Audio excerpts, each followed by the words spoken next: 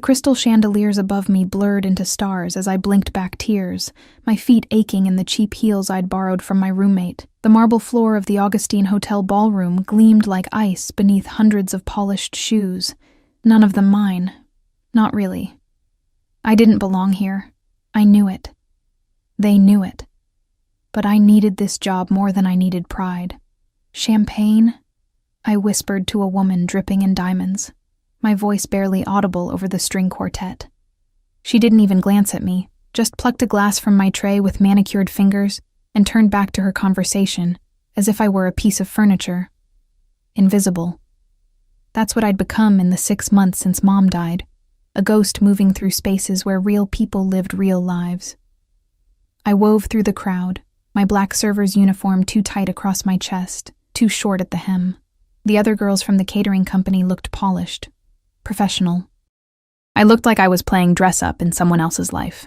My reflection in the mirrored walls confirmed it. Mousy brown hair pulled back too severely, makeup applied with a shaking hand, eyes too wide and frightened for a 23-year-old woman. The event was some kind of charity gala. Rich people pretending to care about poor people while drinking $1,000 wine. I'd stopped listening to the speeches after the first hour. All I cared about was making it through the night without dropping anything, without drawing attention, without losing this job like I'd lost the last 3. That's when I first saw him. He stood near the bar, surrounded by men in dark suits who moved like shadows, fluid, dangerous, always watching. But he was different.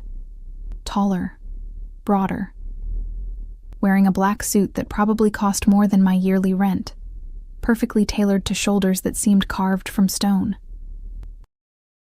His dark hair was swept back from a face that could have been beautiful if it weren't so hard, so cold.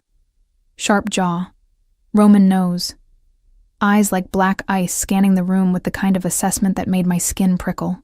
Even from across the ballroom, I felt the air change around him. People gave him space without seeming to notice they were doing it, like birds instinctively veering away from a predator. When he lifted his glass, the men around him tensed, ready. When he turned his head, they followed his gaze. I looked away quickly, heart hammering. Men like that didn't notice women like me. That was fine. I preferred it that way. You. The voice came from my left, smooth, accented, dripping with wealth and entitlement. I turned to find another man, older than the one by the bar, but just as expensively dressed, silver threaded through his dark hair, and his smile was all teeth. Behind him stood 2 more suited men, hands folded in front of them, watching me with flat expressions. "Yes, sir?" I managed, balancing my tray carefully. "You work here?" His eyes traveled down my body in a way that made my skin crawl. "I'm with the catering company, yes." "Good. I need you to deliver something." He pulled a small envelope from his jacket pocket. Cream-colored, expensive paper sealed with red wax. "Take this to the man by the bar, the one in the black suit." I followed his gesture and my stomach dropped. The dangerous man. The one who looked like he could break someone in half without blinking. I'm not sure I should... It's important. The older man's smile never reached his eyes. Business, you understand. I didn't. But I needed this job. My fingers trembled as I took the envelope, setting it on my tray beside the remaining champagne glasses. The paper felt heavy, ominous. "Tell him it's from Marco Vitelli," the man continued. "He'll understand." I nodded, though every instinct screamed at me to refuse, to run, to disappear into the kitchen and never come back. But rent was due in 5 days. The electric company had already sent 2 warnings. Mom's medical bill still arrived like clockwork, even though she was 6 feet under. So I walked. Each step across that gleaming floor felt like walking toward the edge of a cliff. The crowd seemed to part around me. Or maybe I was imagining it. My heels clicked too loudly. My breathing was too shallow. The envelope sat on my tray like a bomb. 20 feet away I could smell him. Expensive cologne mixed with something darker. Tobacco. Whiskey. Danger. 15 feet. His men noticed me now. One of them shifted position, hand moving toward his jacket. 10 feet. He turned, and those black eyes locked onto mine. I froze. It was like being pinned by a spotlight. Every rational thought evaporated. He was more terrifying up close, not because he was ugly, but because he was beautiful in the way a blade is beautiful. Sharp, cold, deadly. A scar cut through his left eyebrow, pale against olive skin. His mouth was hard, unsmiling. "Sir?" My voice came out as a squeak. He didn't speak, just stared at me with an intensity that made my knees weak. I have something for you, from..." I glanced back at the older man, who was watching us with that same predatory smile. "From Marco Vitelli." Something flickered in those black eyes. Not quite emotion, more like recognition. Danger. One of his men stepped forward and plucked the envelope from my tray before I could blink. He examined it, then handed it to his boss with a slight nod. The dangerous man broke the seal with his thumb, never taking his eyes off me. He read whatever was inside in seconds, his expression unchanging. Then he looked at me again, really looked at me this time, like he was memorizing every feature, every flaw, every trembling breath. "Who are you?" His voice was deep, rough, with an accent I couldn't place. Italian, maybe. Russian. Something that spoke of old countries and older violence. "Nobody," I whispered. I work for the catering company. Your name." It wasn't a question. It was a command. And I was too frightened, too exhausted, too broken to do anything but obey. "Emma Chase." "Emma." He studied me for another long moment, and I felt naked under that gaze, stripped of every pretense. He saw exactly what I was, a scared girl playing at being an adult, drowning in debt and grief, one missed payment away from disaster. Then he dismissed me with a slight turn of his head. I stumbled backward, nearly dropping my tray. One of his men caught my elbow, steadying me or warning me. I couldn't tell which. Then I was moving through the crowd again, my face burning, my hands shaking so badly the remaining glasses rattled. I made it to the kitchen before my knees gave out. Locked myself in the staff bathroom and pressed my forehead against the cool tile, trying to remember how to breathe. What had I just done? What was in that envelope? Why had Marco Vitelli used me as his messenger? Why had that man looked at me like... I couldn't finish the thought. When I finally emerged, my supervisor was waiting with crossed arms and a disappointed expression I'd seen too many times before. "Emma, we need to talk." My heart sank. "You were specifically requested to serve the VIP section," she said, consulting her tablet. "But several guests complained you seemed distracted, nervous. One said you were shaking so badly you nearly spilled champagne on a $10,000 dress.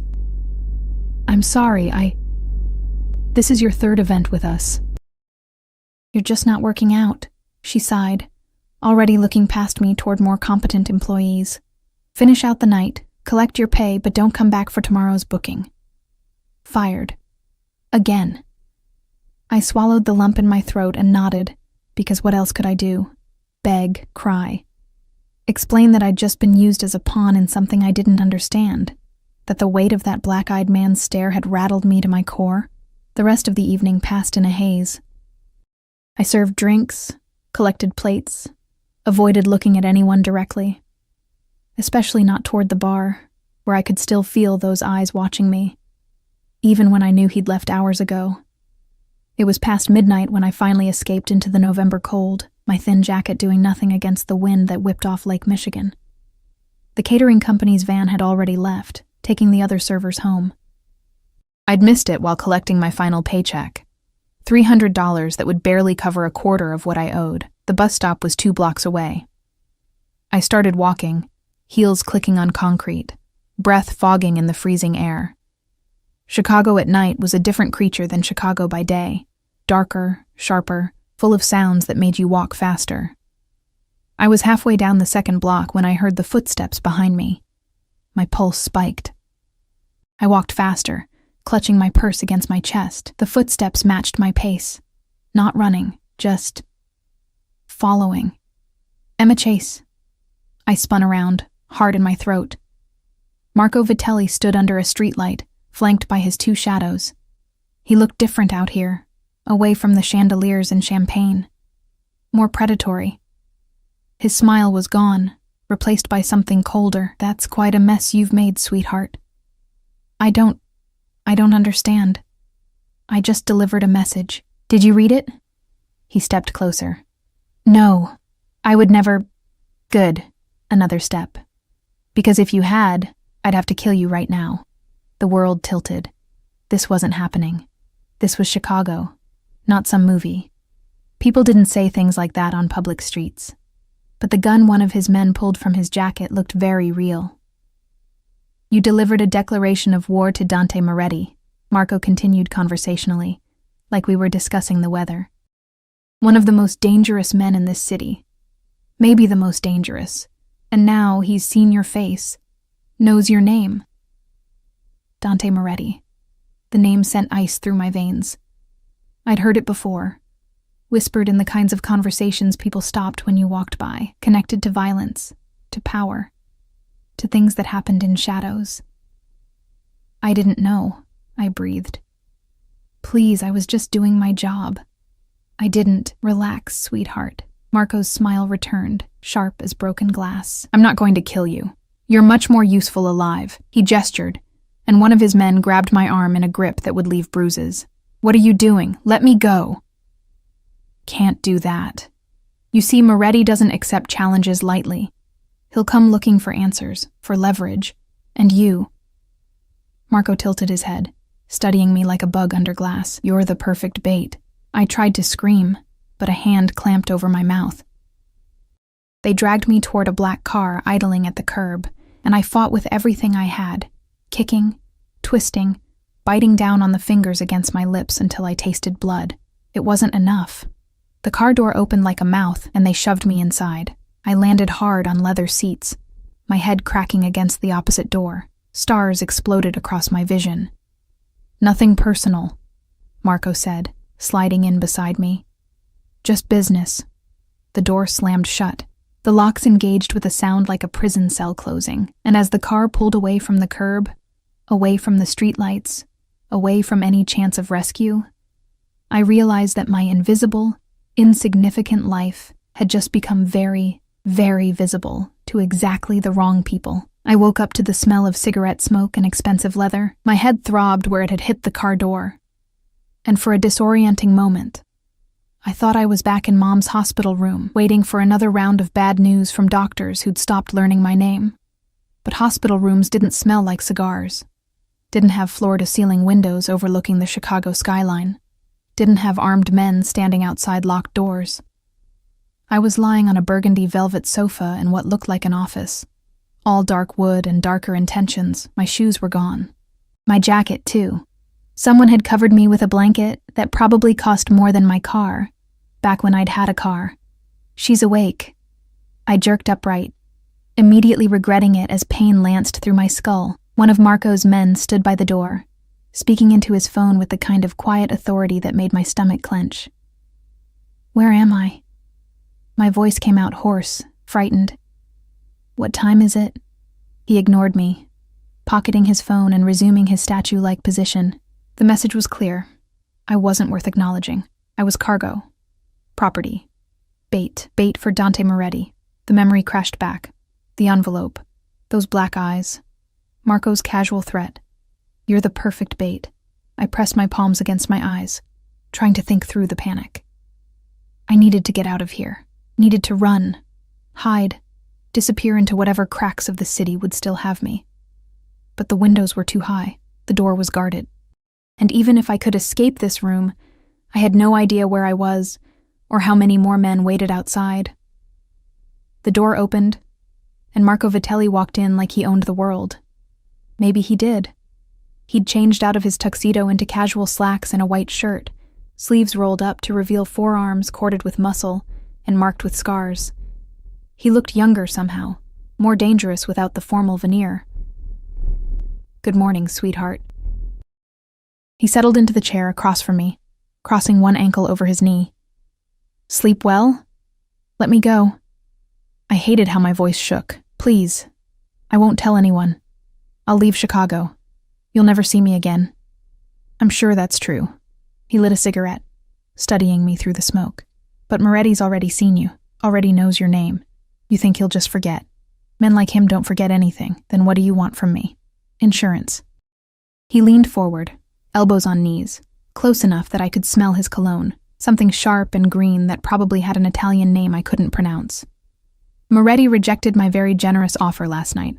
My proposal for territorial cooperation, that envelope you delivered, it was his last chance to avoid a war. War. The word hung in the air like smoke. I still don't understand what that has to do with me. Your leverage. He said it simply, like explaining basic math to a child. Moretti doesn't know you're here yet, but when he finds out I have the girl who delivered his death sentence, the girl he looked at like... Marco's smile turned knowing. Well, let's just say I noticed how he looked at you, Emma. How long he stared. That's not nothing. Not for a man like Dante Moretti. My chest tightened. It wasn't, I'm nobody to him. Maybe. Maybe not. Either way, he'll come for you. To eliminate a witness. To send me a message. To satisfy his curiosity. Marco shrugged. Doesn't matter why. What matters is that when he does, I'll be ready. He stood, grinding his cigarette into a crystal ashtray. You'll stay here, comfortable, safe, as long as you cooperate. And if I don't? His smile vanished. Then you stop being useful, and I don't keep useless things. The door closed behind him with a soft click that sounded like a coffin lid. 3 days passed like a prison sentence. They kept me in that office-turned bedroom, bringing meals I couldn't eat and magazines I couldn't focus on. The windows didn't open. The door stayed locked. The guards rotated shifts with military precision, never speaking to me, never meeting my eyes. I was invisible again, but this time, the invisibility felt more like erasure. Like I was slowly disappearing into the expensive furniture and imported carpets, becoming just another possession in Marco Vitelli's collection. On the 4th day, everything changed. I was staring out the window, watching the city wake up in shades of gold and pink, wondering if anyone had noticed I was missing, when the shouting started. Distant at first, then closer. Gunshots cracked like thunder, and I threw myself behind the sofa, heart hammering against my ribs. More shots, breaking glass. Men yelling in Italian, in English, in languages I didn't recognize. The building shook. Or maybe that was just me, trembling so hard my teeth chattered. Then silence. Worse than the noise. The kind of silence that meant something terrible had finished happening. The door to my room exploded inward. I screamed, pressing myself against the wall, waiting for bullets or worse, but the men who poured in weren't Marco's. They wore different suits, moved with different energy. Military, precise, deadly. And behind them, filling the doorway like an eclipse, stood Dante Moretti. He looked like vengeance carved from marble. Blood spattered his white shirt. Not his, I thought wildly, because he moved without pain, without hesitation. His black eyes swept the room, cataloging exits, threats, me huddled in the corner like a terrified animal. Clear, one of his men said. Dante crossed to me in 3 strides. I flinched back, but there was nowhere to go, and then his hand was on my face. Rough, calloused, tilting my chin up so I had to meet those impossible eyes. Did they hurt you? His voice was low, controlled, but something violent simmered underneath. I shook my head, not trusting my voice. His thumb brushed my cheekbone, and I realized I was crying. When had I started crying? His jaw clenched, a muscle jumping beneath olive skin. Can you walk? Another nod. Then move. Now. He didn't wait for agreement, just wrapped one hand around my upper arm and pulled me toward the door. I stumbled, barefoot and disoriented, but his grip was iron. The hallway outside was a war zone. Bullet holes in the walls, blood on the marble floor, bodies I tried not to look at. Don't look, Dante said, as if reading my mind. Just walk. We moved through the carnage like ghosts, his men forming a protective circle around us. I heard sirens in the distance growing closer. Someone was shouting orders in rapid-fire Italian. The air smelled like gunpowder and copper. Outside, 3 black SUVs idled at the curb, engines running. Dante shoved me into the back of the middle vehicle, climbing in beside me. His men piled into the other cars, and then we were moving, tires squealing against asphalt, I pressed myself against the opposite door, trying to process what had just happened.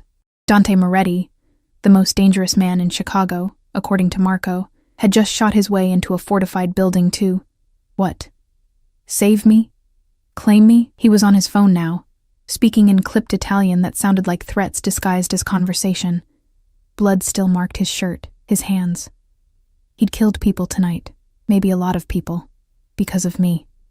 The car stopped at a red light, and I made a decision born of pure panic. I yanked the door handle. Locked. Dante's hand clamped down on my wrist before I could try the window. Don't. Let me out. I pulled against his grip, desperate. I want to go home. I want... There is no home. He said it flat, factual, like announcing the weather. Marco knows where you live, your address, your work history, your mother's grave.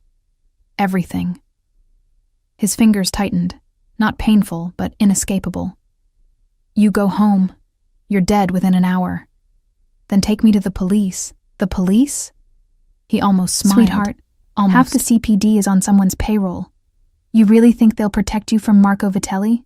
For me, the light changed. We started moving again. I stopped fighting. Because what was the point? I was out of moves, out of options, out of the fragile illusion that I controlled anything about my life. Where are you taking me? Somewhere safe. Why? I turned to face him fully, searching that hard face for any hint of humanity. Why did you come for me? Marco said. He said you'd use me as a message. Kill me to prove a point. Dante's expression didn't change, but something dark flickered in his eyes. Marco Vitelli is a fool who mistakes cruelty for strength. He released my wrist, leaving red marks I'd feel for days. You delivered his declaration of war. That makes you his messenger. Under the old codes, messengers are protected. Old codes, I repeated numbly. Rules. Even monsters have rules. He pulled out another phone. This man seemed to have an endless supply. And typed something one-handed. You'll stay with me until this is resolved. Resolved? What does that mean? It means Marco dies, or I do. He said it like discussing dinner plans. Either way, you'll be free. The SUV pulled into an underground garage, fluorescent lights flickering overhead. We descended deeper into the earth, past rows of expensive cars, until we reached a level marked private. The vehicle stopped in front of an elevator flanked by 2 more armed men. Dante climbed out, then waited, actually waited for me to follow. Like I had a choice. Like this was anything other than trading one prison for another. The elevator required a key card and a fingerprint. It rose so smoothly I barely felt the movement, my ears popping as we climbed floor after floor. When the doors opened, I stepped into a penthouse that made Marco's office look like a motel room. Windows wrapped around 3 walls, offering a panoramic view of Chicago at dawn. The floors were dark hardwood, the furniture all clean lines and muted colors. Art I didn't recognize hung on the walls. Probably originals, probably worth more than I'd make in 10 lifetimes. This way. Dante led me down a hallway to a bedroom that was bigger than my entire apartment. King-sized bed, walk-in closet, bathroom with a tub that could fit 3 people. Everything in shades of cream and gold that somehow didn't feel warm. You'll stay here, he said, gesturing around like he was showing me a hotel room, not a gilded cage. There are clothes in the closet. My assistant will bring more in your size tomorrow. Don't try to leave. The elevator won't work without authorization, and the stairwells are monitored. So I'm a prisoner? You're protected. He moved closer, and I forced myself not to retreat. There's a difference. Is there? For the first time since the ballroom, something almost like interest crossed his face. You're not what I expected. What did you expect? Fear. Gratitude. Tears. His head tilted slightly, studying me. You're frightened. But you're angry too. That's unexpected. I laughed, a sound with no humor in it. My mom died 6 months ago. I've been fired from 7 jobs. I'm drowning in medical debt. And now I'm caught in a war between 2 criminals because I delivered the wrong envelope. I met his eyes, refusing to look away. Anger is all I have left. Something shifted in his expression. Not softness exactly, but recognition. like he understood what it meant to have nothing left but rage. "Get some rest, Emma Chase." He turned toward the door. "Tomorrow, we'll talk about what happens next. Will you answer my questions?" He paused in the doorway. "Depends on the questions." "Why did you look at me like that, at the gala? Like you?" I couldn't finish. Couldn't name what I'd seen in those black eyes. Dante was quiet for so long, I thought he wouldn't answer. Then, "Because you reminded me of someone. Someone I failed to protect." "Who?" But he was already gone, the door closing with a soft click that sounded too much like all the other doors that had closed in my life. Final, absolute, leaving me alone in another beautiful room that felt like a tomb. I sank onto the bed, still wearing my ruined server's uniform, and finally let myself cry, not for what had happened, but for what was coming. Because men like Dante Moretti didn't save people out of kindness. They collected debts, demanded payment, and whatever price he'd eventually ask, I knew I couldn't afford it. Outside the windows, Chicago blazed with morning light, indifferent and eternal. Inside this golden cage, I was already learning to recognize the sound of my own heartbeat, fast, frightened, furious, and the heavier, slower rhythm of footsteps in the hallway beyond my door. Watching, waiting, protecting or possessing, I couldn't tell which. Maybe there was no difference after all. I didn't sleep. How could I, knowing that armed men stood outside my door, that somewhere in this fortress, Dante Moretti was planning his next move in a war I'd accidentally started? Instead, I paced the length of the bedroom until my bare feet ached, then stood at the windows watching the city transform from dawn to daylight. From up here, Chicago looked beautiful, clean, safe. The people moving through the streets below had no idea what happened in penthouses and warehouses, in the spaces between legal and lethal. They went to work, grabbed coffee, complained about traffic. Normal problems, normal lives. I wanted to hate them for it. Instead, I just missed being one of them. Around 9, there was a soft knock at the door. I spun around, heart racing, but it wasn't Dante. A woman entered, early 50s, elegant in tailored black pants and a silk blouse, her dark hair pulled back in a sleek bun. She carried several shopping bags, all from stores I'd only window shopped at in my previous life. Miss Chase. Her accent was slight, refined. "I'm Teresa, Mr. Moretti's assistant. I've brought you some essentials." She set the bags on the bed with practiced efficiency, pulling out clothes, toiletries, even makeup. Everything in my size, everything expensive. I stared at a cashmere sweater that probably cost more than my monthly rent used to be. "How did you know? Mr. Moretti is very thorough." Teresa's smile was professional, revealing nothing. "There's breakfast waiting in the dining room when you're ready. I suggest you eat.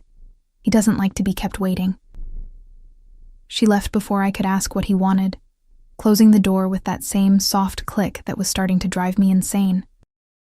I showered in the obscenely luxurious bathroom, scrubbing away 4 days of fear and captivity until my skin turned pink. The hot water felt like a small rebellion, wasting his resources, taking up his time. Petty, maybe, but it was all the power I had. The clothes fit perfectly.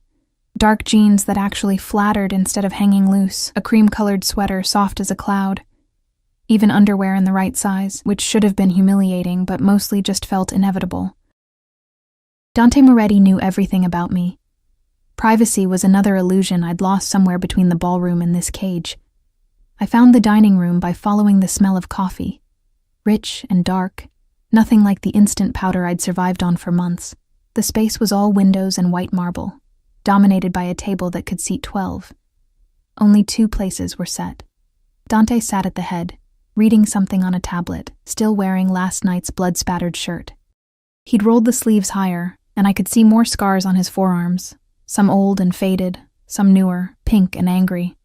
A roadmap of violence. He looked up when I entered, those black eyes tracking my movement across the room.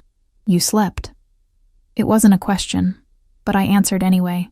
"No." "Smart." He gestured to the chair on his right. "Sit."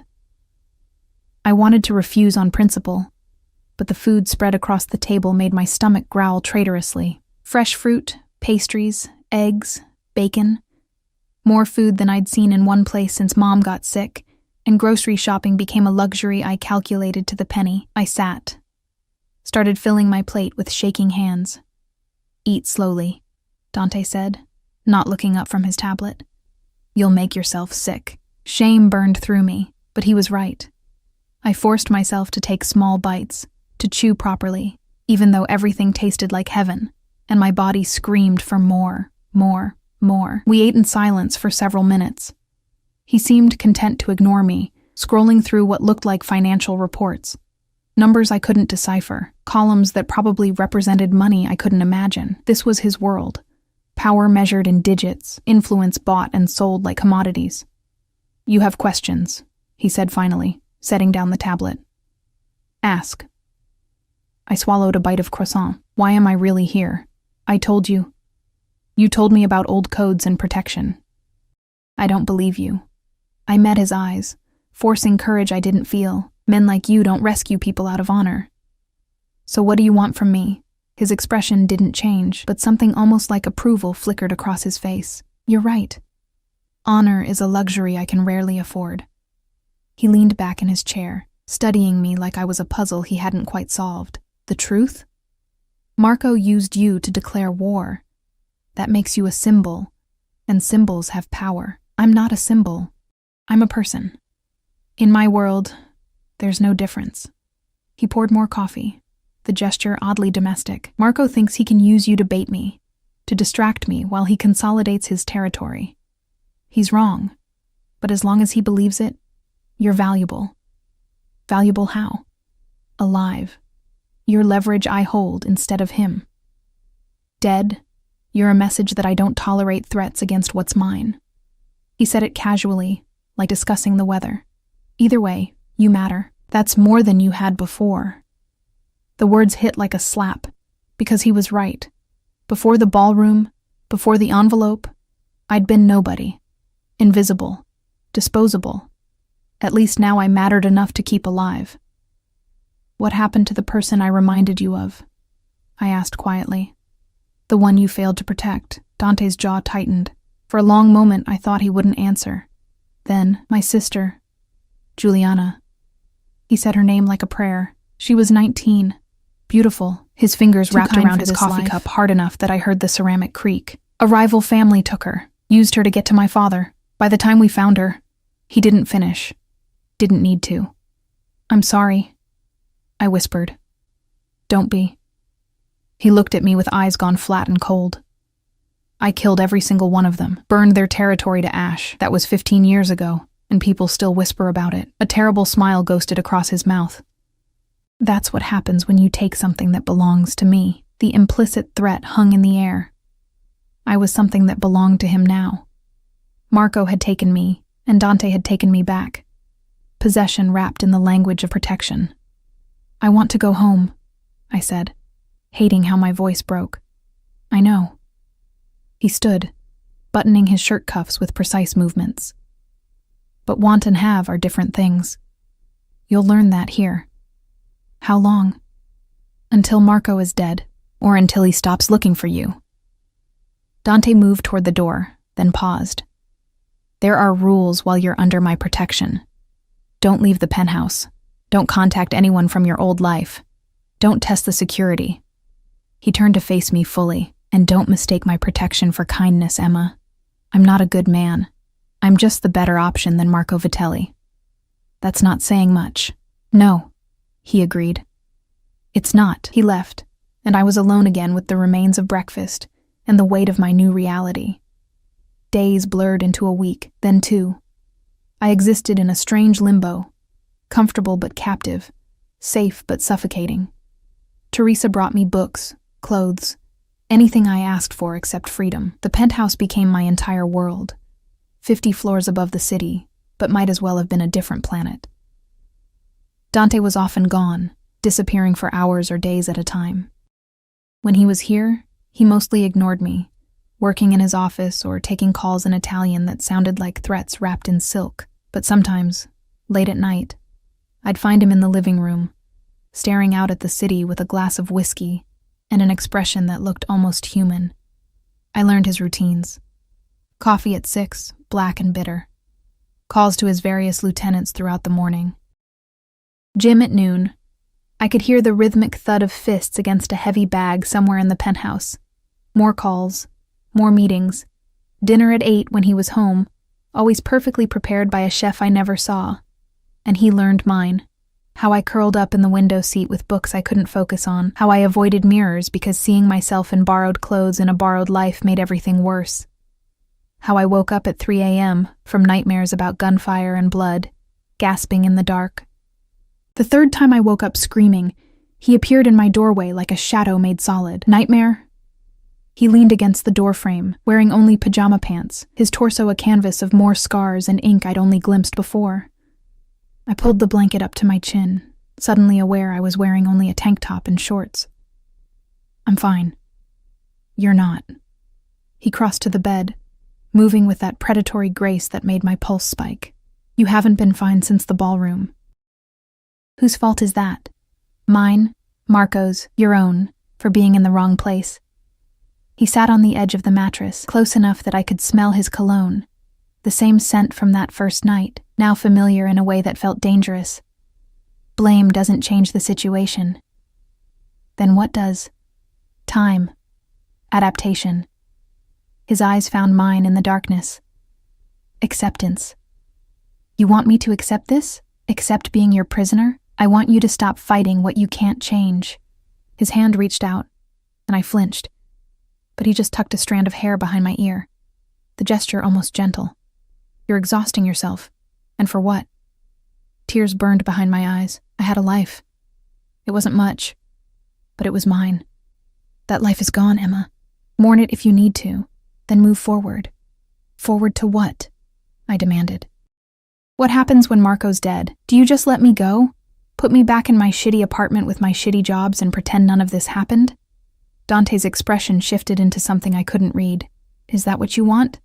I want to not be a pawn in your war. I want to matter because I'm a person, not because I'm useful.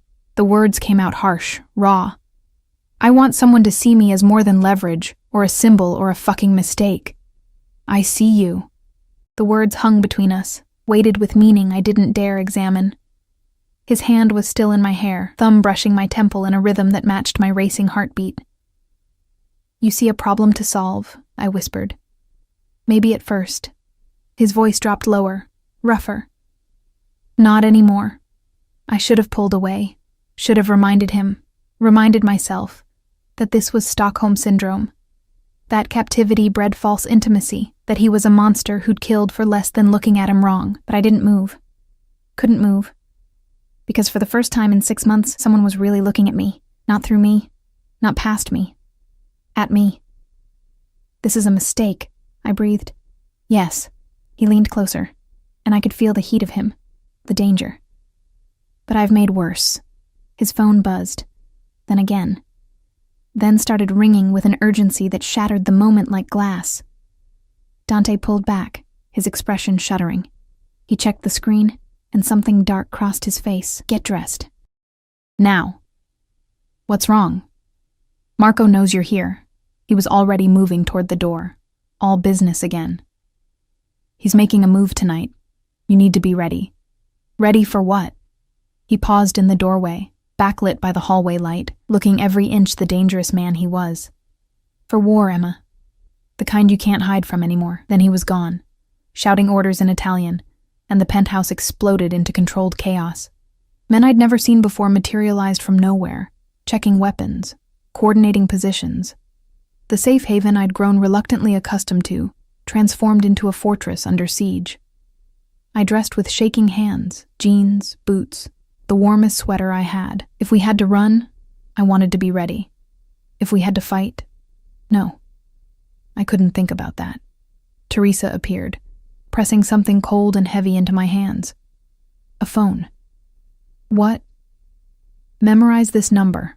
She pointed to a contact labeled simply D. If you get separated from Mr. Moretti, you call this, only this. Understand? I nodded, pocketing the phone. Good girl. She squeezed my shoulder once, the first real warmth anyone had shown me in this place. Stay close to him. He'll keep you safe. How do you know? Her smile was sad, knowing. Because I've worked for Dante Moretti for 20 years, and I've never seen him look at anyone the way he looks at you. Before I could process that, before I could ask what she meant, an explosion shook the building. The windows rattled, alarms screamed, and somewhere in the chaos Dante was shouting my name. The explosion came from below, a deep, rumbling boom that felt like the building's bones were breaking. I stumbled, catching myself against the doorframe as Teresa pushed me forward. "Move!" she shouted over the alarms. The hallway was chaos, men running with weapons drawn, barking orders in Italian and English. Smoke curled up from somewhere beneath us, acrid and choking. My eyes watered, my lungs burned, but Teresa's hand on my back kept me moving forward. Dante appeared through the smoke like an avenging angel, or a demon, depending on your perspective. He'd changed into all black, a gun holstered at his hip, another in his hand. Blood streaked his cheek from a cut I hadn't seen him get. "Emma." His voice cut through the noise. "Come here now." I didn't hesitate. Whatever else he was, right now he was safety. I ran to him, and his arm locked around my waist, pulling me against his side. "Basement's compromised," one of his men reported. "They came through the parking garage, at least 20 hostiles. Marco?" Dante's voice was ice. "Not confirmed yet, sir." "Then confirm it." He turned to another man. "Get the cars ready. North exit." Then to Teresa. "Take her to the safe room." "No." The word left my mouth before I could stop it. Dante's eyes snapped to mine. "This isn't a discussion. You said not to get separated." I gripped his jacket, my fear transforming into something sharper.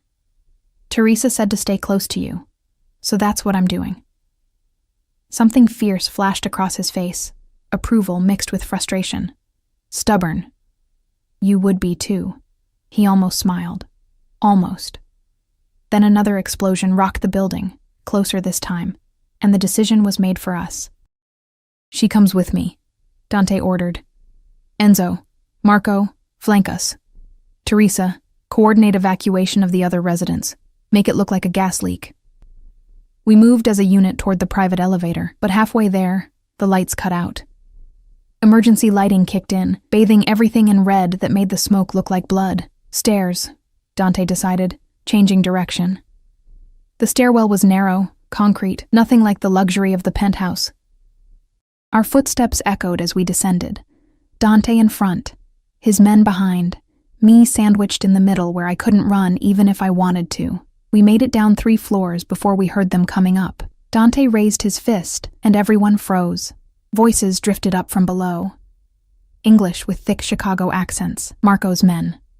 They were sweeping the building floor by floor, looking for us. "Back up," Dante whispered. Quietly. We reversed direction, moving as silently as possible, but concrete stairs aren't kind to stealth. A scuff of shoe against stone. A slight rattle of a gun against a belt. "Did you hear that?"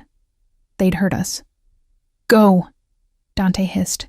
And we were running, up instead of down, away from the exit, back toward the penthouse we'd just fled. Behind us, shouts erupted. Footsteps thundered. A gunshot cracked, and concrete exploded inches from my head. I screamed, ducking instinctively. Dante grabbed my hand and yanked me forward with brutal efficiency. We burst back into the penthouse hallway, just as more of Marco's men appeared from the elevator. They'd overridden the system somehow. We were trapped. Dante shoved me behind him, raising his gun.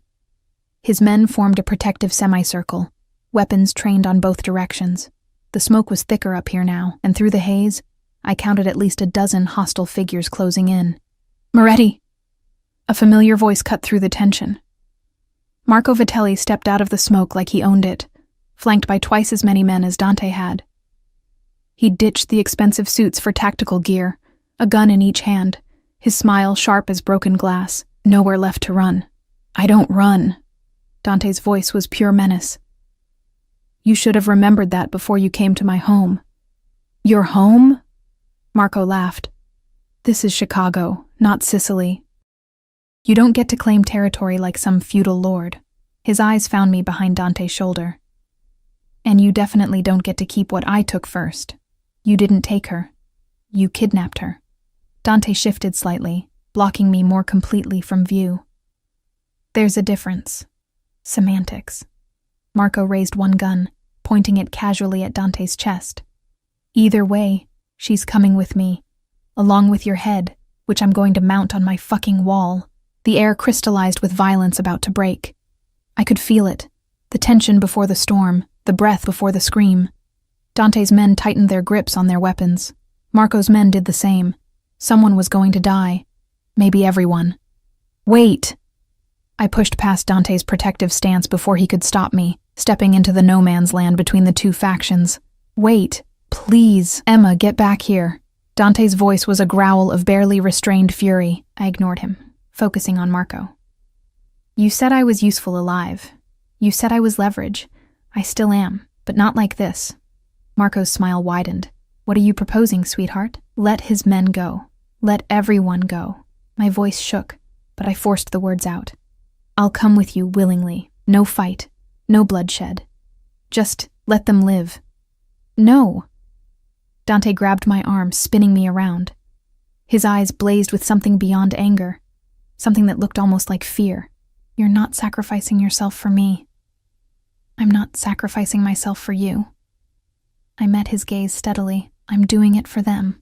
I gestured to his men, these strangers who'd protected me simply because he'd ordered it, and for Teresa, and for everyone else in this building who's going to die if this turns into a war zone. Noble, Marco observed. Stupid, but noble. Unfortunately, I don't make deals with livestock. He pulled the trigger. Everything slowed. I saw the muzzle flash, saw Dante's eyes go wide, saw him move, not away from the bullet, but toward me, his body becoming a shield. The impact drove us both to the ground. I landed hard, Dante's weight crushing the air from my lungs. Hot liquid spattered across my face, my neck, blood. His blood. No, no, no. I tried to push him off, to see where he was hit, but he was already moving, rolling us behind a marble pillar as more gunshots erupted. The penthouse became a battlefield. The carefully cultivated elegance shattered under bullets and blood. Glass exploded. Walls splintered. Men screamed and fell and died. And Dante kept himself between me and every bullet, his breathing harsh in my ear, his hand pressed against my head to keep me down. You stupid bastard, I sobbed. You're bleeding. Shoulder. I'm fine. He wasn't fine. I could feel the blood soaking through his shirt, hot and sticky. Stay down. You're going to die protecting me. Better me than you. He said it simply, like it was obvious. Like his life meant less than mine when we both knew that was insane. The firefight lasted maybe 3 minutes. Maybe 3 hours. Time stopped meaning anything in the smoke and chaos, but eventually, the gunfire slowed, stopped. Dante's men had driven Marco's back, or killed them. I didn't want to know which. Sir! One of Dante's lieutenants appeared through the smoke. North stairwell is clear. We need to move now. Dante tried to stand, swayed, and I caught him before he fell. For the first time, I saw genuine pain cross his face. I'm getting you out of here, I said, wrapping his uninjured arm around my shoulders. Don't argue. Wasn't going to. He leaned heavily on me, and I staggered under his weight but held firm. We made it to the stairwell, down 6 flights while Dante bled and breathed in ragged gasps. His men surrounded us, checking corners, clearing the way. By the time we reached the garage, he'd left a trail of red behind us. 2 armored SUVs waited, engines running. Enzo pulled open the back door, and I helped Dante inside before climbing in after him. The vehicle lurched forward before the door even closed, tires screaming against concrete. Hospital, I demanded. No hospitals. Dante's eyes were half closed, his face pale beneath olive skin. Marco owns half the doctors in this city. Then where? Safe house, 20 minutes. He leaned his head back against the seat, breath coming shallow. I've survived worse. I grabbed his face, forcing him to look at me. Don't you dare die on me, not after everything. His hand covered mine, blood slick and trembling. Worried about me, Emma? Yes, you idiot. Tears streamed down my face. Yes. Good. His thumb brushed my cheek, smearing his blood across my skin. That's good. His eyes closed. Dante. I shook him, panic clawing through me. Dante, stay awake. Still here. But his voice was fading, his grip on my hand loosening. Just tired. Drive faster, I screamed at Enzo. The city blurred past the windows. Red lights, we ran them. Traffic, we forced through it. Every second felt like an eternity while Dante's breathing got shallower, his skin colder. I'd watched my mother die over months of slow deterioration. This was different. Sharp, immediate, terrifying in its speed. I pressed my hands against his shoulder wound, trying to slow the bleeding, but it seeped through my fingers like his life was draining away, and I couldn't stop it. You don't get to die, I told him fiercely. You hear me? You saved me. Multiple times. You protected me when you didn't have to. You looked at me like I was real, like I mattered. You don't get to do all that and then just die. His eyes cracked open, focusing on me with effort. Emma, save your strength. No, listen.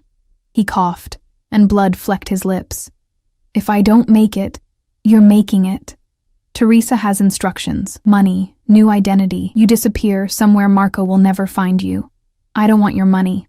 I want you to shut up and breathe. He almost smiled. Bossy. You made me that way. The SUV screeched to a stop in front of a nondescript building in a neighborhood I didn't recognize. Men poured out. More of Dante's people, including a woman with a medical bag who took one look at him and started barking orders. They carried him inside, up to a third-floor apartment that had been converted into a makeshift surgical suite. I tried to follow, but someone held me back. Let the doctor work, Enzo said gently. You'll just be in the way. You need to clean up and let her save his life. He guided me to a bathroom, pressed a towel into my shaking hands. He'll be okay. The boss is too stubborn to die. I stared at my reflection in the mirror. Blood everywhere, in my hair, on my face, soaking my sweater. Dante's blood. The man who'd kidnapped me, imprisoned me, and then thrown himself in front of a bullet meant for me. The man who'd looked at me like I was more than invisible. More than a problem. More than leverage in a war, like I was someone worth dying for. I cleaned up mechanically, washing away the blood, changing into clothes someone provided. Then I sat in the hallway outside the surgical room, knees pulled to my chest, and waited. Hours passed. The doctor emerged twice for supplies, her expression grim but focused. Enzo brought me coffee I didn't drink. Teresa arrived, took one look at me, and sat down beside me without a word. He'll be fine, she said finally. I've seen him survive much worse. He took a bullet for me. Of course he did. She said it like it was obvious. You matter to him. I'm nobody. Not to him. Teresa's hand found mine, squeezed. Dante Moretti doesn't protect just anyone, Emma. He doesn't let just anyone close. Since Juliana died, he's kept everyone at a distance. Until you. I don't understand why. Neither does he, I think. But it doesn't make it less real. The surgical room door opened. The doctor stepped out, peeling off bloody gloves, exhaustion etched into every line of her face. He's stable, she announced, and I could breathe again. The bullet missed the major arteries, but he lost a lot of blood. He'll need rest. Lots of it. Can I see him? She hesitated, then nodded. 5 minutes. He's sedated, but he's been asking for you. I stood on shaking legs and entered the room. Dante lay on a hospital bed that looked too small for his frame, bandages wrapped around his bare shoulder and chest, an IV in his arm. His eyes were closed, his face peaceful in a way I'd never seen while he was conscious. I pulled a chair close to the bed and took his hand, the one without the IV. His fingers twitched, then tightened around mine. Emma. My name was barely a whisper. I'm here. His eyes opened, unfocused from the drugs, but finding me anyway. You're safe. Because of you. I brushed hair back from his forehead, the gesture intimate in a way that should have scared me. You almost died protecting me. Worth it. His thumb moved against my palm, a slow caress. You matter, Emma. Don't you understand? You matter. So do you, I whispered. He smiled. A real smile. Soft and almost boyish, nothing like the hard man who ruled through fear. Dangerous words. You've been dangerous from the moment I met you. True. His eyes were closing again, the sedation pulling him under. Stay. Please. I'm not going anywhere. Promise. I promise. He fell asleep with his hand still wrapped around mine, and I sat there in the quiet aftermath of violence, watching him breathe, feeling the steady beat of his pulse against my fingers. Somewhere in the city, Marco Vitelli was planning his next move. Somewhere, the war was still raging. But in this room, in this moment, there was only the two of us, a Mafia boss and the woman he'd saved, connected by something neither of us could name, but both of us could feel. And for the first time since my mother died, I didn't feel invisible. I felt seen, protected, wanted. Dangerous feelings for a dangerous man. But as I sat there holding his hand, watching the rise and fall of his chest, I couldn't bring myself to care about the danger anymore. 3 days passed in that safe house, while Dante healed and the city held its breath. I barely left his side. The doctor had said rest and monitoring, so I appointed myself his guardian, making sure he took his medication, changing his bandages, forcing him to eat even when he claimed he wasn't hungry. It gave me purpose in a situation where I had no control, something to do besides think about how close I'd come to watching him die. How much that would have destroyed me. Teresa came and went with updates I didn't fully understand. Marco had gone to ground after the failed attack, but his men were still out there, still hunting. The CPD was investigating the gas explosion at Dante's building. 3 residents had been hospitalized for smoke inhalation, but miraculously, no one had died, except for the 8 of Marco's men whose bodies had been quietly removed before the authorities arrived. On the 4th morning, I woke in the chair beside Dante's bed, my new sleeping arrangement, to find him watching me. You look terrible, he said, his voice still rough but stronger. You were shot. I'm allowed to look terrible. I sat up, stretching muscles that ached from too many nights in that chair. How do you feel? Like I was shot. He shifted, wincing, but alive. Thanks to you. Thanks to your doctor. I just sat here. You stayed. His hand found mine on the blanket. That's not nothing. We'd been doing this dance for days. These moments of startling honesty followed by retreat into safer territory. But something had shifted after the attack. The walls between captor and captive had crumbled, leaving something rawer, more real, more dangerous. Dante, I started, then stopped, unsure how to voice what I'd been thinking for 72 hours straight. Why did you do it? Really? You could have let Marco shoot me. It would have ended everything. No. His grip tightened on my hand. It would have started something far worse. I don't understand. He was quiet for a long moment, his thumb tracing circles on my palm. When Juliana died, I swore I'd never let anyone close again. Never care about anyone who could be used against me. It's worked for 15 years. His eyes met mine, and I saw something vulnerable there. Something that looked like fear. Then you walked into that ballroom, all terrified courage and invisible anger, and I couldn't look away. My breath caught. I told myself it was just recognition. You reminded me of her. Same age, same fragility wrapped around hidden strength. But it wasn't that. He pulled my hand to his chest, right over his heart. I could feel it beating, strong and steady beneath bandages and damaged skin. It was you, Emma. Just you. I'm nobody, I whispered. But the words felt hollow now. You keep saying that. Keep believing it.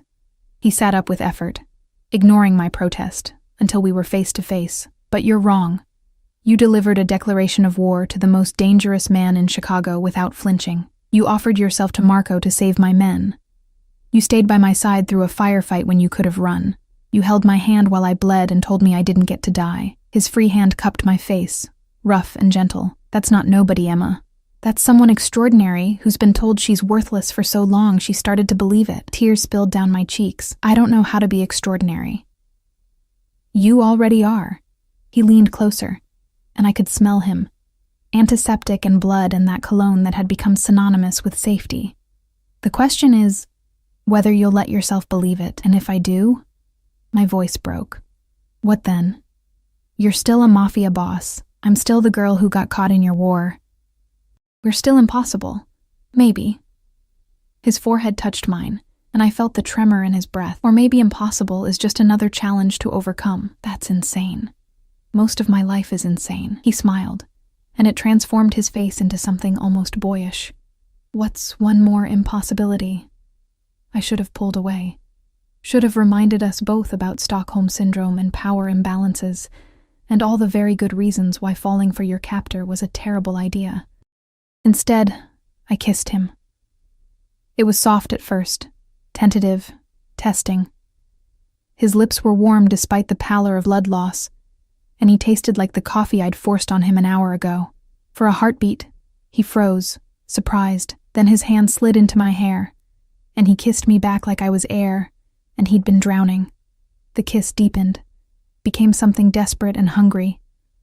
Weeks of tension, of fear, of denying what had been building between us exploded into this moment. His good arm wrapped around my waist, pulling me closer despite his injuries. I tried to be careful, tried not to hurt him, but he made a sound low in his throat that had nothing to do with pain. Emma. My name was a prayer on his lips. If we do this, there's no going back. I don't want to go back. I kissed him again, tasting the truth in my own words. I don't want to be invisible anymore. I don't want to be afraid. I just want... What? His hand cradled my face like I was something precious. What do you want? You. The admission felt like jumping off a cliff. I want you. Even though it's crazy, even though you're dangerous and impossible and I should run as far and fast as I can, I want you. His smile was pure male satisfaction. Then you have me. A knock on the door shattered the moment. We pulled apart as Enzo entered, his expression grim. Boss, we have a problem. Dante's demeanor shifted instantly, from tender to terrifying in a heartbeat. What kind of problem? Marco. He's requested a sit-down. Neutral territory. Says he wants to negotiate terms. It's a trap. I said it before thinking, but Dante nodded. Of course it's a trap. The question is what kind. He turned to Enzo. When and where? Tonight. Millennium Park. Says to bring the girl or there's no deal. My stomach dropped. He wants to trade me. He wants to kill me and take you. Dante's voice was ice. Standard play. We meet, he ambushes us, eliminates the competition, so we don't go. I gripped his hand. We stay here. We wait him out, and he burns down half the city looking for us. Dante shook his head. No, this ends tonight. One way or another. You're not well enough. I'm well enough to end this. He stood, swaying only slightly, and started pulling on clothes with grim determination. Enzo. Gather everyone. Full tactical. I want snipers on every rooftop within 500 yards. Marco wants war.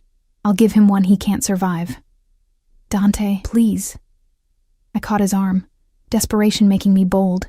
Don't do this. Not for me. He turned, cupping my face in both hands. Especially for you. Marco took you once, terrorized you, nearly killed you in my own home. That debt gets paid, Emma, in blood. And if you die paying it, then you disappear. New name, new life, far from Chicago.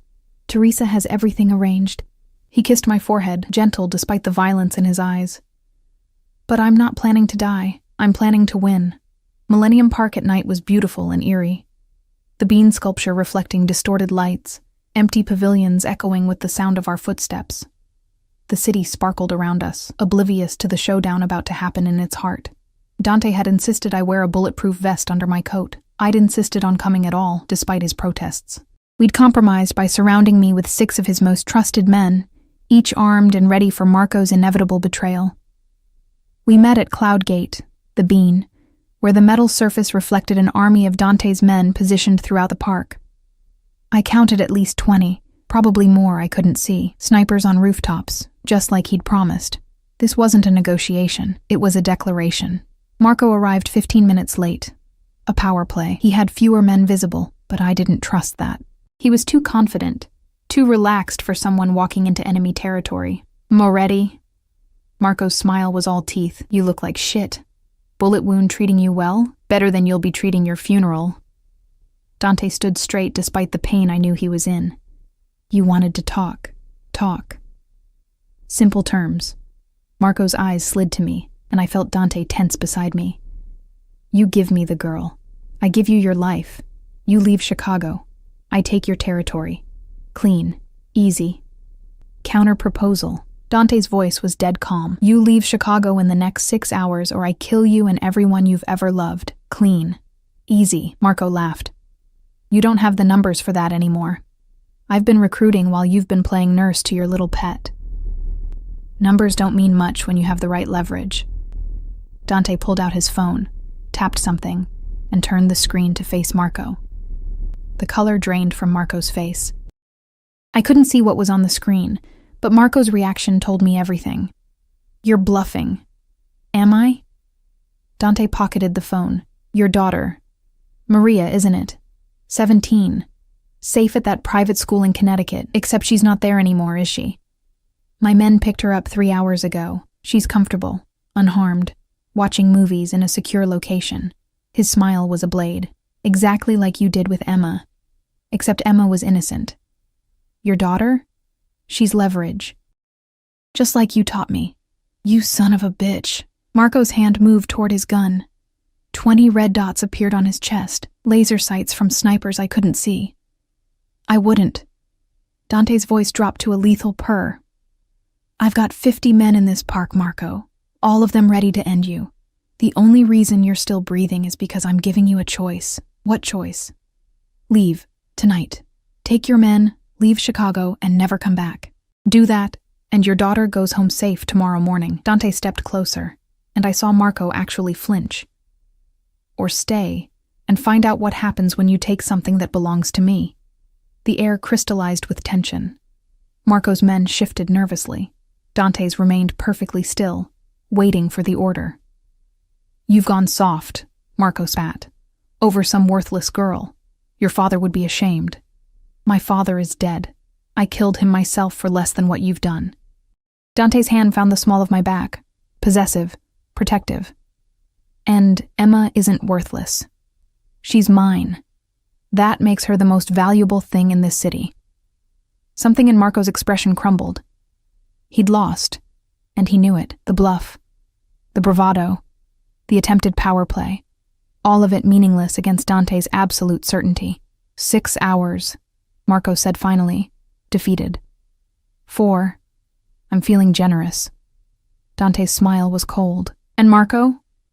If I ever see you again, if I ever hear you're within 100 miles of Chicago, your daughter dies slow. Understood? Marco nodded once, sharp and bitter, then turned and walked away. His men followed, their guns lowering, their shoulders slumped. We'd won. I waited until they were out of sight before I let myself breathe. Did you really kidnap his daughter? Of course not. Dante guided me toward the waiting SUVs. Maria's at school, safe and clueless. But Marco doesn't know that. Won't risk calling the bluff when his own tactics are used against him. You lied. I protected what's mine. He stopped, turning to face me fully. I would do far worse to keep you safe, Emma. Lie, cheat, kill. Whatever it takes. That should terrify me, does it? I thought about it. Really thought about the man standing before me. Dante Moretti, Mafia boss, killer, criminal. The man who'd taken a bullet for me, who'd declared war to protect me, who looked at me like I was the answer to a question he'd been asking his whole life. No, I said finally. It doesn't. Maybe it should. But it doesn't. His expression softened into something I'd only glimpsed in private moments. Then come home with me. Not as a captive. Not as leverage. As mine. You're what? Whatever you want to be. My woman. My partner. My reason for being less of a monster. He pulled me close, careful of his injuries, his forehead resting against mine. I'm not good, Emma. I'll never be good. But I can be better. For you. I kissed him there in the shadow of the bean, in the heart of the city that had tried to break us both, and I felt something click into place. This was insane. Impossible. a fairy tale written in blood and bullets. But it was mine. "Take me home," I whispered against his lips. "Which one?" His smile was soft, genuine. "I have several. Whichever one has you in it." 6 months later, I stood in the window of Dante's rebuilt penthouse, our penthouse now, watching the city wake up in shades of gold and pink, the same view I'd stared at as a captive. But everything was different now. I was different. The medical bills were gone, paid off within a week of Marco's exile. My mother's grave had a proper headstone now, white marble with fresh flowers delivered weekly. I'd gone back to school, business management, because Dante's empire needed someone who understood numbers, and I'd discovered I was good at it. I wasn't invisible anymore, wasn't nobody. I was Emma Moretti. The name change had happened 3 months ago in a private ceremony with just Teresa and Dante's inner circle. Not a traditional wedding, but then nothing about us was traditional. Arms wrapped around my waist from behind, and I leaned back into Dante's warmth. His shoulder had healed, leaving another scar to add to his collection. He wore them like medals, proof of survival. "Morning," he rumbled against my neck. "Morning." I turned in his embrace, studying his face in the early light. Still hard, still dangerous, but softer around the edges when he looked at me. "Teresa called. She needs us at the office by 10. We have time." His hand slid under my silk robe, one of dozens he'd bought me, each more expensive than the last. "I can think of better ways to spend the morning than spreadsheets," I laughed, swatting his chest. "You're insatiable. Only for you." He kissed me slow and deep, and I felt the truth of it in every touch. Dante Moretti loved me, fiercely, possessively, absolutely. And I loved him the same way, despite everything logic said about Stockholm Syndrome and power imbalances. Some loves were too big for logic. The news played on the TV in the background. Something about a major gang bust in New York. Arrests made. Territory seized.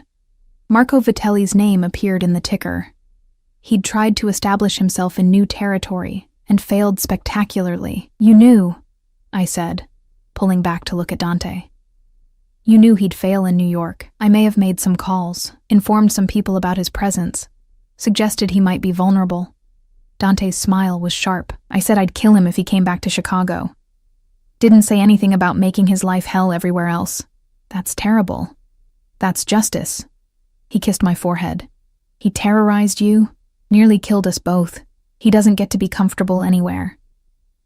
I should have argued, should have said something about mercy, about moving on, but the truth was, I'd become someone who understood that some debts could only be paid in suffering.